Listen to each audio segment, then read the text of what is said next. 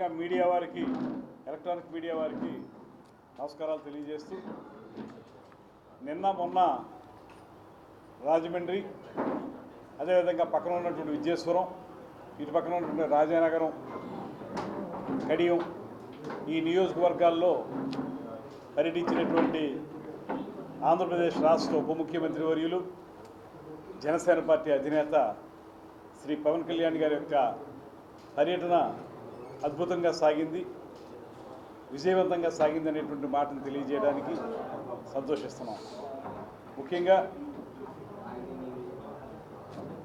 చూడు బాబులు, మన తనొచ్చు ప్రకాష్, వీర ప్రకాష్,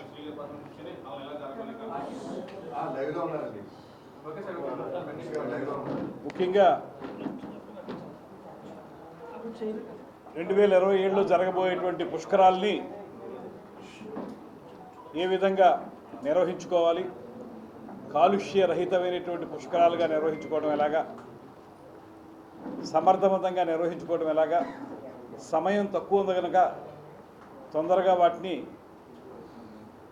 ఒక్కొక్కటి కార్యక్రమాలని ఏర్పాటు చేసుకోవడం ఎలాగనేటువంటి అంశాల మీద ఉప ముఖ్యమంత్రి గారు చాలా స్పష్టమైనటువంటి రోడ్ మ్యాప్ని అందించడం జరిగింది. దీనివల్ల అధికార యంత్రాంగంలో కానీ, రాజకీయ నాయకత్వంలో కానీ ఒక వేగం వచ్చిందనేటువంటి మాటని సందర్భంగా తెలియజేస్తున్నాను. అదేవిధంగా రాబోయే రోజుల్లో ఏ రకమైనటువంటి కార్యక్రమాల ద్వారా మనం పుష్కరాలను విజయవంతం చేసుకోవాలనేటువంటి అంశం మీద వారు అందించినటువంటి మార్గనిర్దేశకత్వం కానివ్వండి, ఆదేశాలు కానివ్వండి, ఇవన్నీ కూడా మా అందరికీ కూడా ఇంకా బాగా పనిచేయడానికి ఉపయోగపడతాయనేటువంటి మాటని తెలియజేస్తున్నాను. ఇవాళ ముఖ్యమంత్రి గారు చంద్రబాబు నాయుడు గారి నేతృత్వంలో పుష్కరాలని అద్భుతంగా నిర్వహించాలనేటువంటి ఒక కార్యాచరణ ఇప్పటికే రూపొందింది. దానికి కొనసాగింపుగా ఉప ముఖ్యమంత్రి గారు నిన్న రావటం, నిన్న మొన్న సమీక్షలు చేయడం ద్వారా ఫోకస్డ్గా పనిచేయడం ఎలాగా, అనుకున్నటువంటి లక్ష్యాలేంటి, వాటిని సాధించుకోవటం ఎలాగా, వాటికి నిధులు సమకూర్చుకోవడం ఎలాగా అనేటువంటి అంశాల మీద కూడా కొంత స్పష్టత వచ్చింది. అదేవిధంగా పంచాయతీరాజ్ శాఖ ద్వారా ఈ 6 జిల్లాలు ఏవైతే గోదావరి నదీ పరివాహక ప్రాంతంలో ఉన్నటువంటి 6 జిల్లాలు, అక్కడ జరిగేటువంటి పుష్కరాలకు సంబంధించి పంచాయతీరాజ్ శాఖ మేరకు ఒక 100 కోట్ల రూపాయలు నిధులను ఇవ్వడానికి ముఖ్యమంత్రి గారు, ఉప ముఖ్యమంత్రి గారు చొరవ చూపించడం కూడా మా అందరికీ చాలా ఆనందదాయకమైనటువంటి మాటని సందర్భంగా తెలియజేస్తున్నాం. వారు ఇక్కడికి వచ్చారు, కొన్ని సూచనలు చేశారు. ముఖ్యంగా నదీ కాలుష్యం విషయం మీద వారు ప్రత్యేకమైన శ్రద్ధ పెట్టి, ఏదో వచ్చి చూసి వెళ్ళారనేటువంటి మాట కాకుండా ప్రతి మైన్యూట్ పాయింట్ని కూడా ఏ రకంగా మనం సరిదిద్దుకోవాలనేటువంటి అంశం మీద వారు ఇచ్చినటువంటి మార్గనిర్దేశకత్వం నిజంగా మా అందరికీ చాలా ఉపయోగపడుతుంది. ఆయన మా నాయకుడు, ఆంధ్రప్రదేశ్ రాష్ట్రానికి ఉప ముఖ్యమంత్రి వర్యులు. ఆయన సూచనలు చేస్తే జిల్లా మంత్రిగా వాటిని క్షేత్రస్థాయిలో అమలు చేసే బాధ్యత నాది. దానికి ప్రజాప్రతినిధులు అందరం కలిసి, శాసనసభ్యులు, శాసన మండల సభ్యులు అందరం కలిసి, రాజకీయ నాయకత్వం అంతా కలిసి వాటిని సమర్థవంతంగా నిర్వహించుకోవడం అనేది మా బాధ్యత. ఈ విషయాన్ని స్పష్టంగా మేము నిన్న మొన్న జరిగిన సమీక్షల్లో గమనించగలిగాం. వాటి ఆధారంగా రేపొద్దున కార్యాచరణ ఏర్పాటు చేసుకోవడానికి కూడా సిద్ధపడ్డాం. ఇక్కడ మీరు ఆలోచించవలసింది ప్రధానంగా రాజకీయ పరమైనటువంటి పుష్కరాల్ని బాగా నిర్వహించాలనేటువంటి సంకల్ప దీక్ష ఏదైతే ఉందో అది కనపడాలి తప్పితే రాజకీయ కాలుష్యం కనపడకూడదు అనేటువంటి మాటను కూడా ఈ సందర్భంగా మేము భావిస్తున్నాం.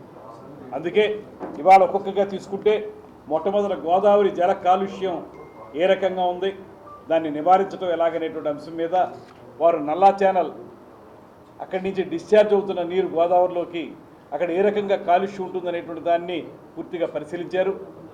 దాన్ని తిరిగి డైవర్సిఫికేషన్ సిస్టంలో నల్లా ఛానల్ని ఈ పక్కకి తిప్పి సామాన్యమైనటువంటి సమయాల్లో, సాధారణ సమయాల్లో ఆవా ఛానల్ దగ్గర వదలటం అనేటువంటి ఒక కార్యక్రమం ఉంది. అక్కడ కూడా మళ్ళీ గోదావరిలోనే కలుపుతున్నారు కనుక ఒక శాశ్వత పరిష్కారం కావాలి దీనికి అనేటువంటి మాట మీద కూడా ఆలోచించడం జరిగింది. ప్లాస్టిక్ వ్యర్థాలు ఏవైతే ఉన్నాయో వాటన్నింటినీ కూడా పెద్ద ఎత్తున మనం ఈ గోదావరిలో కలిసే విధంగా కాలువ ద్వారా వెళుతున్నాయి కనుక దాన్ని నివారించడం ఎలాగనేటువంటి దాని మీద కూడా అధ్యయనం జరుగుతూ ఉంది. దాంతోపాటు పుష్కరాలకు వచ్చేటువంటి ఈసారి రమారమి 9 కోట్ల నుంచి 10 కోట్ల వరకు భక్తులు పుష్కరాలకు వస్తారనేటువంటి మాట గట్టిగా వినపడుతుంది. వారందరికీ కూడా పవిత్ర స్నానాలు చేయాలనుకునే వారికి ఆ స్నానాలు చేసేటువంటి అవకాశాన్ని ఎలాగ కల్పించాలనేటువంటి మాట మీద కూడా ఒక కార్యాచరణ తయారు చేస్తూ ఉన్నాం. దాంతోపాటు టాస్క్ ఫోర్స్ ఏర్పాటు నిన్న మొన్న సమీక్షల్లో చెప్పారు. పొల్యూషన్ కంట్రోల్ బోర్డు యొక్క అది దానికి సంబంధించినటువంటి ప్రిన్సిపల్ సెక్రటరీ గారు అక్కడ ఆయన మెంబర్ సెక్రటరీగా ఉంటారు. మిగతా శాఖలన్నీ ఏవైతే ఉన్నాయో లైన్ డిపార్ట్మెంట్స్ అవన్నీ కలిపి టాస్క్ ఫోర్స్ని ఏర్పాటు చేస్తామని చెప్పిన మరుక్షణమే ఇవాళ ఉదయానికే దాని జీవోను కూడా తీసుకురావడం జరిగింది. ప్రిన్సిపల్ సెక్రటరీ గారు కాంతిలాల్ దండే గారు ఈరోజు జీవోను కూడా రిలీజ్ చేయడం జరిగింది. అంటే యాక్షన్ ఎంత స్పీడ్గా ఉంటుంది, మాట ఎంత స్పీడ్గా ఉందో యాక్షన్ కూడా అంతే స్పీడ్గా ఉందనేటువంటి మాట ఇక్కడ కనపడుతూ ఉంది. దాని ద్వారా పొల్యూషన్ కంట్రోల్ బోర్డుని నోడల్ ఏజెన్సీగా పెట్టాం. దాంతో కార్యక్రమాలు చేస్తాం. దాంతోపాటు పొల్యూషన్ ఆడిట్ ఇది చాలా అవసరం. ఇవాళ వరకు మనం కాలుష్యం జరిగిపోతుంది, నది అంతా పాడైపోతుంది, మంచినీరు దొరకట్లేదు అనేటువంటి మాట మనం చెప్తున్నాం. కానీ దానికి ఒక ఆడిట్ జరగాలనేటువంటి ఏ రకంగా అది ఎంత మేరకు వాటర్ని కలుషితం చేస్తుంది అనేటువంటి అంశాలు అవన్నీ కూడా మనం ఆడిట్ ద్వారా పొల్యూషన్ ఆడిట్ ద్వారా తెలుసుకోవచ్చు. దానికి ప్రతిసారి కూడా పొల్యూషన్ ఆడిట్ నిర్వహిస్తామనేటువంటి మాటను కూడా ఉప ముఖ్యమంత్రి గారు చెప్పారు. ముఖ్యంగా ఇంకొక మాట అయితే స్పష్టంగా చెప్తా ఉన్నాం, పరిశ్రమలకైతే మాత్రం ఒక హెచ్చరిక ఇస్తున్నాం. మీరు ఇక్కడ వనరులను ఉపయోగించుకుని ఇక్కడ ఉన్నటువంటి సంపదను ఉపయోగించుకుని మీరు లాభాలు పొందుతున్నారు, ధనార్జన చేస్తున్నారు. అదే సమయంలో ఇక్కడ ఉన్నటువంటి వనరులకు కానీ ఇక్కడ ఉన్నటువంటి మానవులకు కానీ ఎవరికీ కూడా నష్టం కలిగించిన విధంగా ఈ కార్యక్రమాలు ఉండాలి తప్పితే మీరు మమ్మల్ని ఉపయోగించుకుని కార్యక్రమాలు చేసుకుంటూ లాభాలు పొందుతూ మా ప్రాణాలకు ఇబ్బంది కలిగించే విధంగా పరిశ్రమల ద్వారా కాలుష్యం జరగడం అనేటువంటిది మాత్రం ఎటువంటి సమయంలో కూడా మేము దాన్ని సహించమనేటువంటి మాట కూడా చెప్తున్నాం. ముఖ్యంగా ఆంధ్ర పేపర్ మిల్లు వారికి కూడా ఈ సందర్భంగా గట్టిగా హెచ్చరిక చేస్తూ ఉన్నాం. ఇవాళ మేము చూసాం అక్కడ నది ఏ రకంగా కాలుష్యం అవుతుంది. మీరు ఎఫ్లూయెంట్ ట్రీట్మెంట్ చేశామని చెప్తున్నారు, ఎఫ్లూయెంట్ ట్రీట్మెంట్ చేసే నీటిని గోదావరిలో వదులుతున్నామని చెప్తున్నారు. కానీ మీరు ఎఫ్లూయెంట్ ట్రీట్మెంట్ చేసామని చెప్పిన తర్వాత మీరు రిలీజ్ చేస్తున్నటువంటి వాటర్ని నిన్న ఉప ముఖ్యమంత్రి గారు మేము అందరం కలిసి చూడడం జరిగింది. అక్కడ pH వాల్యూ 7కు పైనే ఉంది. అంటే మీరు ఎఫ్లూయెంట్ ట్రీట్మెంట్ చేసేసాం, శుద్ధి చేసి నీటినే గోదావరిలోకి వదులుతున్నామని చెప్పి దొంగ మాటలు చెప్పి మమ్మల్ని నమ్మిస్తూ మీరు కలుషితమైన నీటిని తిరిగి ఆ వ్యర్థాలతో కూడినటువంటి కలుషితమైన నీరునే తిరిగి గోదావరిలో వదులుతున్నారంటే మీకు ఎంత బాధ్యతారహిత్యంగా ఉన్నారనేటువంటి మాట. ఒక పక్కనేమో లాభాలు విపరీతంగా పొందుతున్నారు, అక్కడ కార్మికులకేమో సరైన జీతాలు ఇవ్వరు. ఎవరైనా జీతాలు కావాలి, మాకు న్యాయసమ్మతమైనటువంటి జీతాలు ఇమ్మంటే లాకౌట్ చేస్తూ ఉంటారు కడియం పేపర్ మిల్ని. మరో పక్కన ఈ కాలుష్యం ద్వారా పుష్కరాలకు వచ్చేటువంటి వారు మాత్రమే కాదు, ఇవాళ మీరు నదికి పై భాగంలో మీ కాలుష్య వ్యర్థాలని అక్కడ రిలీజ్ చేస్తుంటే దిగువ భాగంలో వాటర్ వర్క్స్ ద్వారా ఈ నగరానికి కావాల్సిన మంచినీరు మేము తీసుకుంటున్నాం. అంటే ఆ కాలుష్యకారకమైనటువంటి మంచినీటినే తాగునీటిగా మేము తీసుకోవాల్సిన పరిస్థితి వస్తుంది మీ వల్ల. ఇది తీవ్రమైనటువంటి అంశంగా పరిగణిస్తున్నాం. వారికి హెచ్చరిక చేస్తూ ఉన్నాం. ఇవాళ పరిశ్రమల వారికి లేకపోతే ఎవరైతే పర్యావరణాన్ని విధ్వంసం చేసేటువంటి వారికి ఒకే హెచ్చరిక చేస్తాం.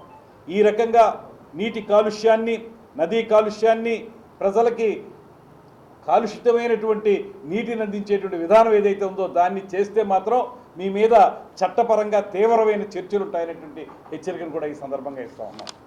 అదేవిధంగా గ్రామస్థాయి ప్రణాళికలు ఇవాళ డిప్యూటీ సీఎం గారి యొక్క సూచనల మేరకు ప్రతి గ్రామంలో కూడా ఒక ఘాట్ ఉంది. ఇవాళ మనం చూసాం రాజమండ్రి సిటీలో ఉండడం మాత్రమే కాకుండా రాజమండ్రి రూరల్ నియోజకవర్గంలో, రాజానగరం నియోజకవర్గంలో, అలాగే ఈ 6 జిల్లాలు ఏమనుకుంటున్నాం అన్ని జిల్లాల్లో కూడా అటుపక్క నిడదవోలులో కానీ కొవ్వూరులో కానీ ప్రతి చోట కూడా గ్రామాల్లో ఘాట్లు ఉన్నాయి. అందువల్ల ప్రతి ఘాట్ని కూడా బాగు చేసుకుని భక్తులకి సరైనటువంటి పుణ్యస్నానం ఆచరించే విధంగా చేయడం కోసం పంచాయతీరాజ్ శాఖ ఆ గ్రామాలు అవి కలిసి ఆ గ్రామాల్లో ఉన్నటువంటి పరిపాలనా విభాగాలు కలిసి ఒక యాక్షన్ ప్లాన్ తయారు చేసేటువంటి కార్యక్రమాన్ని కూడా శ్రీకారం చుట్టాం. అదేవిధంగా పుష్కరాల బడ్జెట్ మీ అందరికీ తెలుసు, ఇంతకుముందే మన కలెక్టర్ గారు కూడా చెప్పారు. రమారమి 8,500 కోట్ల రూపాయలతోటి ఒక ప్రణాళిక 6 జిల్లాలకు సంబంధించి ఈ పుష్కరాల నిర్వహణకి చేయాలనేటువంటి చేసాం.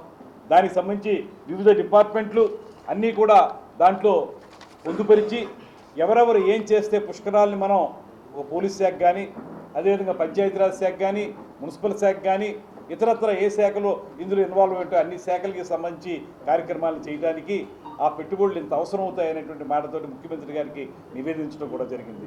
దాని మీద ఇప్పుడు ఆ పనులు కూడా ప్రారంభమై శరవేగంగా ముగిసేలా కూడా ఓ ప్రయత్నాన్ని ప్రారంభిస్తున్నాం. దాంతోపాటు భక్తులకి సాంప్రదాయ పద్ధతులతో పాటు, అంటే ఇక్కడికి వచ్చినటువంటి భక్తులు ఉండటానికి వసతి విషయంలో మామూలుగా హోటల్సు, లాడ్జీలు ఇవన్నీ ఉంటాయి. అవే కాకుండా మనం కోట్ల మీద భక్తులు వస్తారని అనుకుంటున్నాం కనుక వారందరికీ కూడా సంపూర్ణమైనటువంటి వసతి కల్పించాలంటే కేవలం ఇప్పుడు ఉన్నటువంటి ఎగ్జిస్టింగ్ హోటల్స్ సరిపోవు. దానికోసమే టూరిజం శాఖ నుంచి, మా శాఖ నుంచి కూడా టెంట్ సిటీసు, మీరు కుంభమేళాలో చూశారు, టెంట్ సిటీస్ ఏర్పాటు చేశారు.